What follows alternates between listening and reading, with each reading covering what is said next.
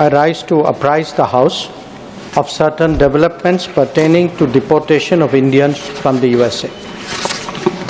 Honorable members are aware that people-to-people exchanges constitute the bedrock of our deepening ties with the United States.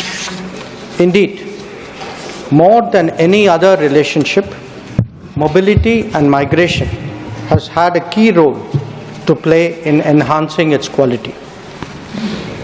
Sir, the House would also share the view of the government that it is in our collective interest to encourage legal mobility and discourage illegal movement. In fact, illegal mobility and migration has many other associated activities also of an illegal nature.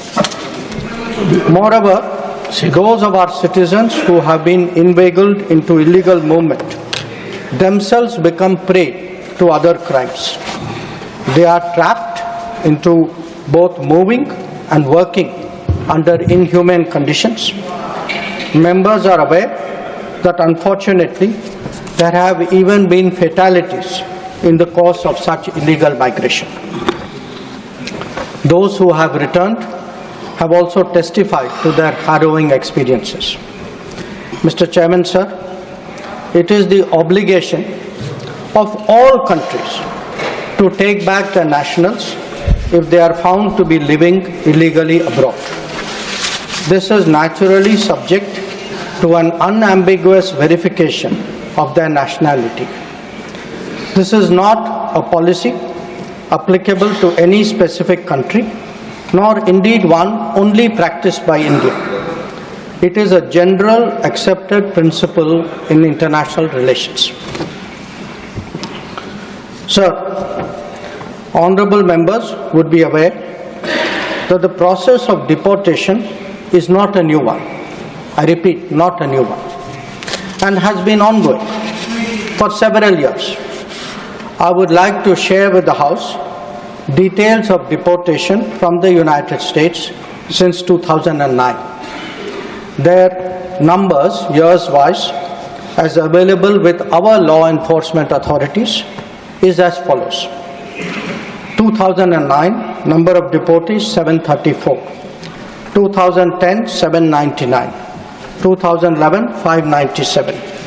2012, 530. 2013, 515. 2014, 591. 2015, 708. 2016, 1303. 2017, 1024. 2018, 1180. 2019, 2042. 2020, 1889. 2021, 805. 2022, 862. 2023, 617. 2024, 1368. 2025, 104. Sir, deportations by the US are organized and executed by the Immigration and Customs Enforcement ICE authorities. The standard operating procedure for deportation by aircraft used by ICE, that is effective from 2012. I repeat, that is effective from 2012, provides for the use of restraints. However, we have been informed by ICE that women and children are not restrained. Further, the needs of deportees, including during transit, related to food and other necessities, including possible medical emergencies, are attended to. During toilet breaks, deportees are temporarily unrestrained if needed in that regard. This is applicable to chartered civilian aircraft as well as military aircraft. There has been no change, I repeat, no change from past procedure for the flight undertaken by the US on 5 February 2025.